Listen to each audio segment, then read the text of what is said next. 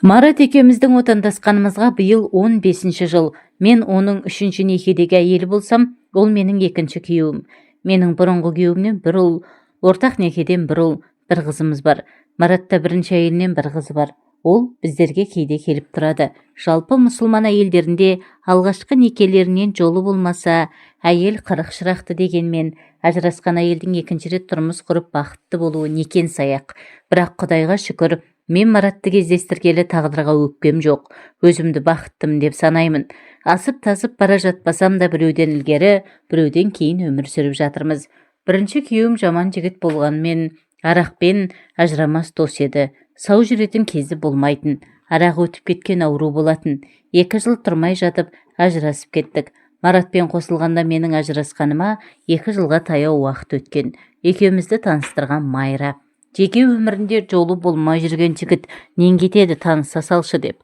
Майра үйінде аяқ асты таныса қалғанда, соның нәтижесінде осылай әп-әсем семья құрып кетеміз деп ойлаған жоқ едім.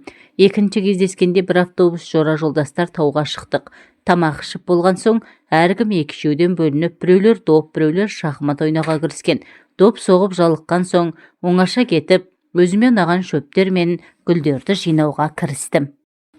Мен өзім аттарында білмейтін шөптерді қызықтап, кейбіреулерін еңкейіп, иіскеп, кейбіреулерін жинап, демалып жатқан топтан едәуір ұзап кетіппін. Кенет қойтастар арасымен жақындап қалған Маратты көрдім. Біреу жасырын санап отырған ақшамды көріп қалғандай жақтырмай, әрі ыңғайсызданып қалдым. Ол ұялып қымсынған жоқ. Қасыма емін-еркін келіп, Жанар оңашада қасқыр жеп қояды деп қорықпайсың ба деді. Мен кез келген қасқырға жем болатын тоқты емеспін дедім, ойланып та жатпастан. Әйтеуір аузыма келген алғашқы сөзді айта салдым. Өзіңнің әдейі жем болатын арнаулы қасқырларың бар ма? Билей басып жоғары өрлеп, біраз биіктіктен қарамақшы ем Марат. Жүр анау үлкен қойтасқа шығып қайтайық деп қолын ұсынды. Бетіне қол ұстаспай-ақ шығуға болмайды ма дегендей таңдана бір қарадым да қолымды бердім. Қолдары қарулы екен, адымдап тез жүреді. Оған ілесем деп әп-сәтте ентігіп қалдым. Төмендегілер көзден ғайып болған. Бұл шоқының арғы жағы көлеңкелеу, салқындау секілді. Біраз жүрген соң төбемізде өткінші жаңбырдың қара қорғасын бұлттары пайда болғанын байқадым. Денем тоңазып кетті. Кішкене діріл пайда болды. Ол аздай үлкен-үлкен жаңбыр тамшылары төпеп жауа бастады. Лезде үстіміз малмандай су болды. Төмендегі адамдар бала-шағаларымен машиналарына тығылып жатқан болар деп ойладым. Демалысымыздың сәні кетті-ау, синоптиктер жауын болмайды деп еді ғой деп қапалана ойладым. Анау жерде үңгір бар екен, кеттік деген Маратпен қосыла жүгіргенде, көз алдымызға жақын көрінген үңгір қапелімде жеткізе қоймады. Ақылеп-үхілеп оған жеткенде, біздерді мазақ қылғандай жаңбырда бітті. Жаңа жаңбырдан қашып қатты жүгіргенде, қолымдағы бір аяқ киімімді түсіріп алыппын. Жаңбырдан кейінгі ызғарлы жел денемді дірілдетіп барады. Ентігіп, бір-бірімізге не істерімізді білмей қарап тұрмыз. Мендей діріл қақпағанымен, Мараттың да үстіндегі бір көйлекпен жаурап тоңғаны көрініп тұр. Түрі бозарып кетіпті. Жанар сені құшақтап жылытпағаныма ренжіме, олай жасасам әрі қарай кетіп қалуы мүмкін. Ондай жағдайда сен менің қолымды қақпауың керек деді. Менің құлағым тас бітеліп қалды. Тісім тісіме тимей сақылдап тұрмын. Оның нені меңзегенін түсіндім. Адамдар отырған жерге жеткенше біраз уақыт керек. Оларда дымқыл жерді басқысы келмей, әлі машиналарынан шыққысы келмей отырған шығар. Осы демалысты ұйымдастырып жүрген Алтай осы жерге келгенде тауар алып кетсеңдер де кешкі 6:00-де осы жерге жиналыңдар деген. Оған дейін әлі қайда? Маратқа қарасам, маған сұраулы түрмен әлі көз алмастан қарап тұр екен. Бірге болған еркектерім көз алдыма келді. Біріншісі ажырасқан күйеуім, екіншісі ретін тауып күш көрсетіп дегеніне жеткен бір сұмырай, үшіншісі Марат болады ма? Біреу ішімнен, біреу артық, біреу кем не қылар дейсің? Көне сал, өзіңнің тәніңде жаныңда қарсы емес қой, әрі сені ырқына салып тұр дейді ішімнен бір дауыс. Жындысың ба? 2-ші рет көрген еркекпен болмақшысың ба?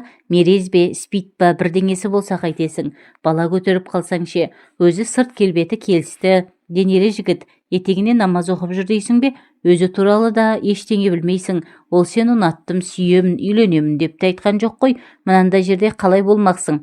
Сенің төсек историяларың жылы үйде оңашада, жұмсақ төсекте өтетін дейді екінші дауыс. Осыдан көнсең саған үйленем деген дауыстың алыстан естілген соншалық оны Мараттың айтқанына сенбейтіндеймін. Сол екен, мен өзіме өзім сөз бергем. Мен туралы ештеңе білмей, көз жұмып көнген қызға не әйелге үйленем деп сөз бергем дейді. Иә, еркектердің бәрі сол, дегендеріне жеткенше уәдені аямайды.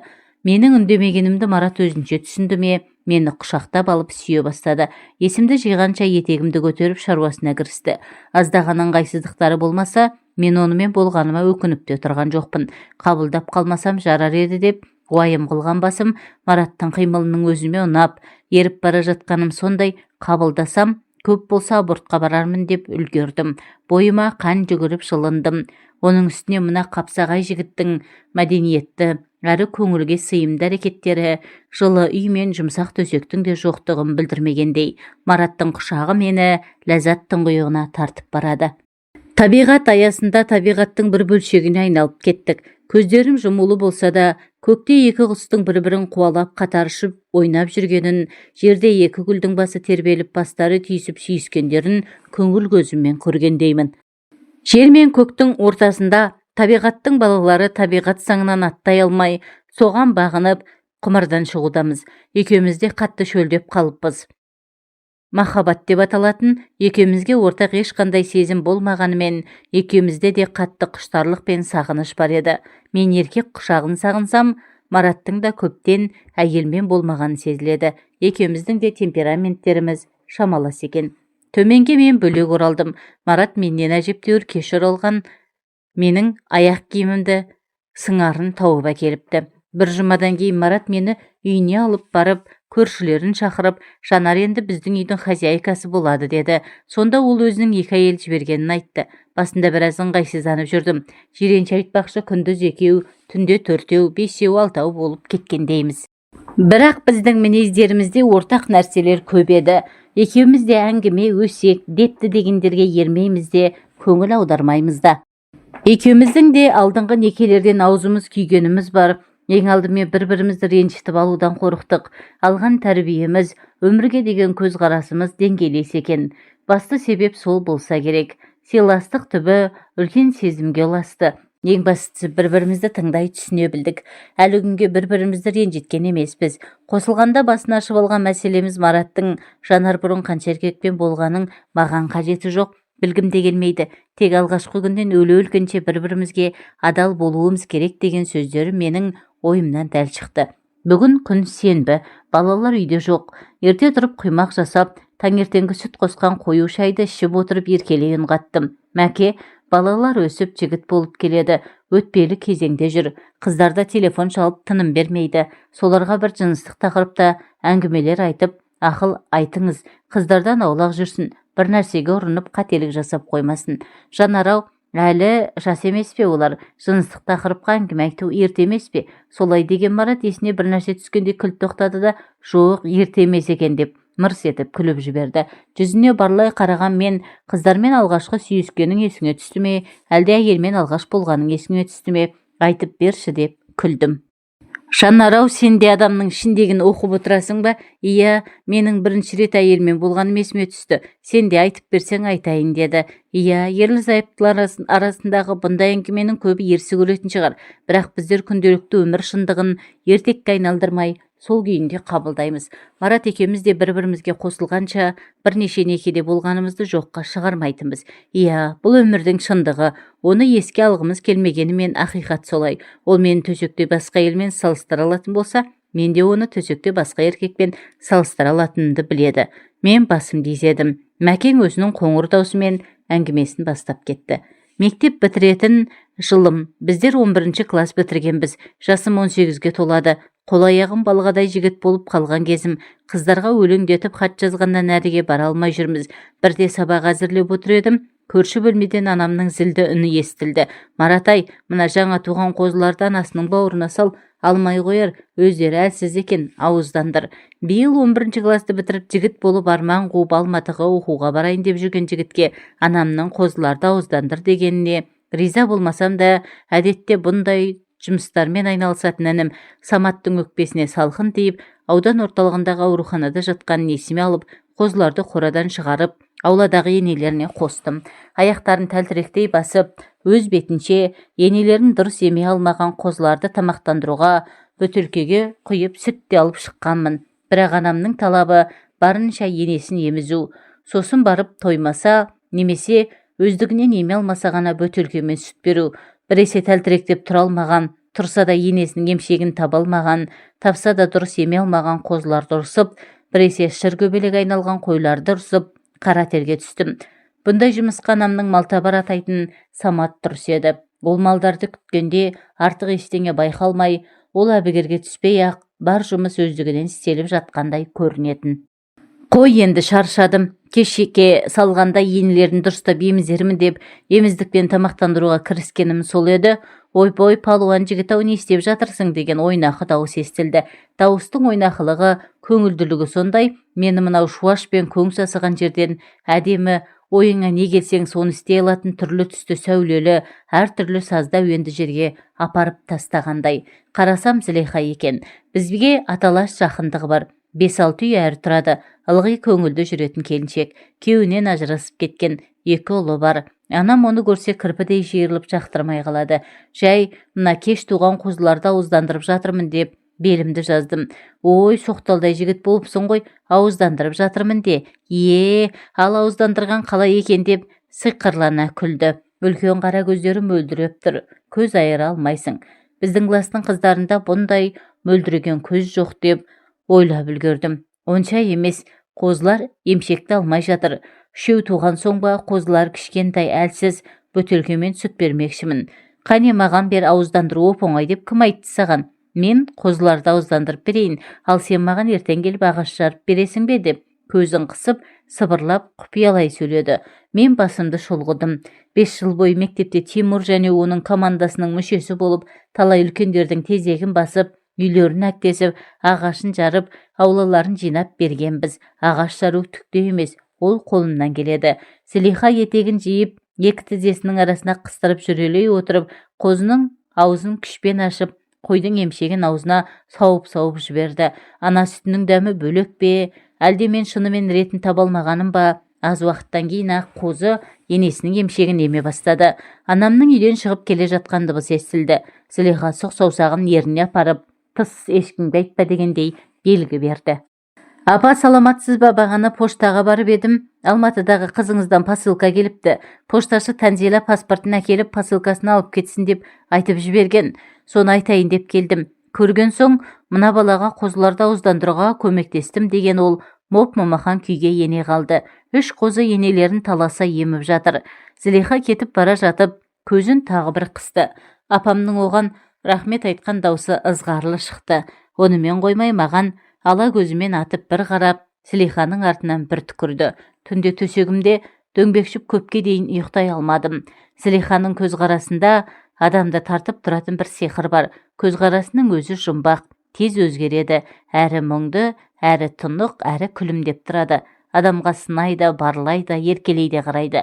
Неге екенін білмеймін, Зілихан анам да, көрші әйелдер де жақтырмайды. Тіпті бір ретте байсыз болса да қойны құр болмайды дегендерін оқыста естігенмін. Ертеңіне биік туалды көк қақпаның алдына келіп қоңырауды басқанымда, есік ашқан Зілиха, сен ешкім көрген жоқ па деп айналаға қарап алды. Оған таңдана қарап қалған маған, тез-тез кір Марат деп қақпаны жапты.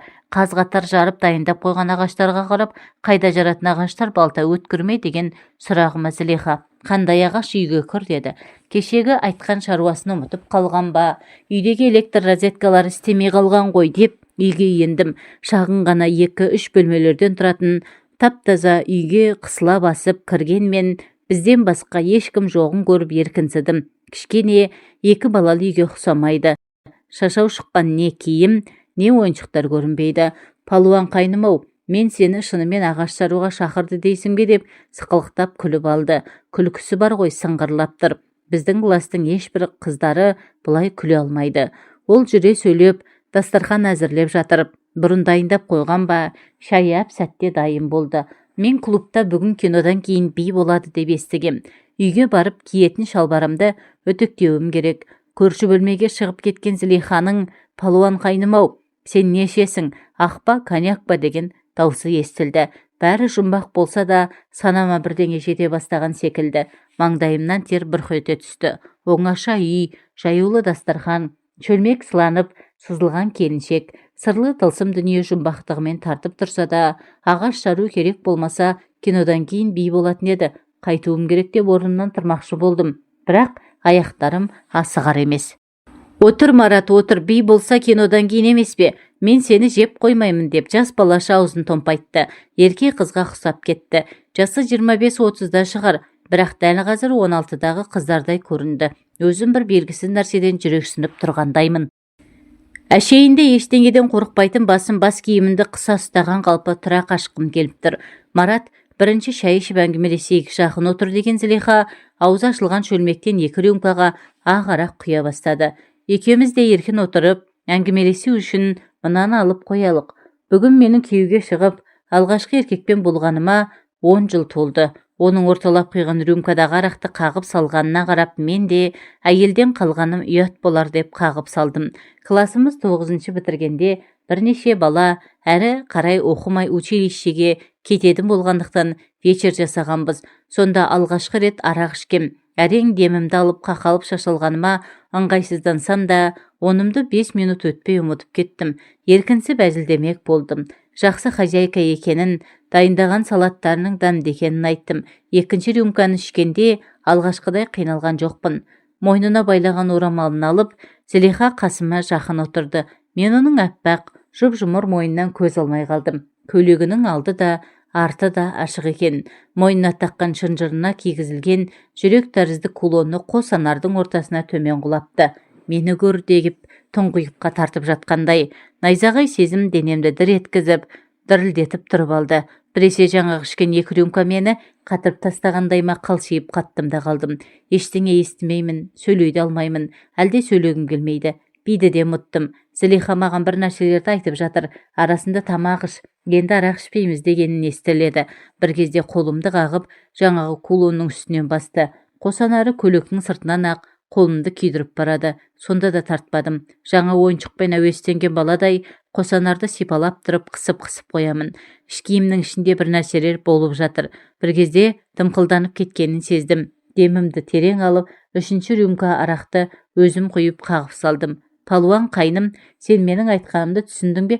Өткендегі қозыларды ауыздандырғанымыз есіңде ме? Мен сені әйелмен болуға, яғни ауыздандыруға шақырғам. Егер қалғың келмесе кете бер. Қалай кетемін? Тосын, жұмбақ дүние. Өзім жүретін Камчаттың бетінен шала-шарпы 2-3 сүйгенім бар. Әлі ерінен де сүйіп көрген жоқпын. Ал Зылиха сан қырлы, сырлы дүниені ұсынып тұр. Одан қалай бас тартам? Жалпы Зылиха біздің ауылдың көп әйелдеріне ұқсамайды. Шалбар киіп алып велосипедте тебеді, жас қыздардың арасында волейболды ойнайды. Әркез үстінен әдемі әтір иісі аңқып жүреді. Кеттік мына бөлмеге деген Зылиханың артынан ере бердім. Бұрын қызбен болмағансың ғой? Жоқ, ештеңе етпейді. Жүретін қызың бар ма? Иә, ничего, бұл сатқындық. Иә, көзге шөп салу емес, тек сәл-пәл. Мына мектептен өту. Бізде оқуға үйретеді, тамақ істеуге, әртүрлі жұмыстарды істеуге, киінуге үйретеді. Ал ең басты нәрсе мен айналысуға үйретпейді. Мен тек соның орнын толтырамын. Әрі менің әйел атанғаныма бүгін тура 10 жыл. Соны өзімше атап өтемін. Жалаңаш әйел денесін жақыннан алғаш көруім. Кинодан, шомылуға барғанда көріп жүрмін ғой. Ал ол қасыңнан табылғанда оның әсері тіпті басқаша екен. Басым айналғандай көзімді жұмдым. Өзі шешініп болып түймелерімді асығыс шешіп жатқан Зылиханы алып кеудеме бастым. Алдымды бір қатты өрттің жалыны шарпып жатқандай болды. Адамға ма, әлде жануарға тән түйсікпен бе, анық білмесем де, ол өртті сөндіретін нәрсе менің білуімше Зылиханың алды. Менің алдымнан да ақылға бағынбас бір күш қозып пайда бола бастады. Бас бермеген арғымағымның артынан еріп, Зылиханы кітаптан оқып, кинодан көріп жүргендей бас салып сүйіп аймалай бастадым. Ұмар-жұмар төсекке құлағанда, әйелдің шешпейсің бе деп тұншыға шыққан даусы емтихан кезіндегі подсказка секілді болды. Іш киімнің қалай шешілетін де ұмытып қалғандаймын.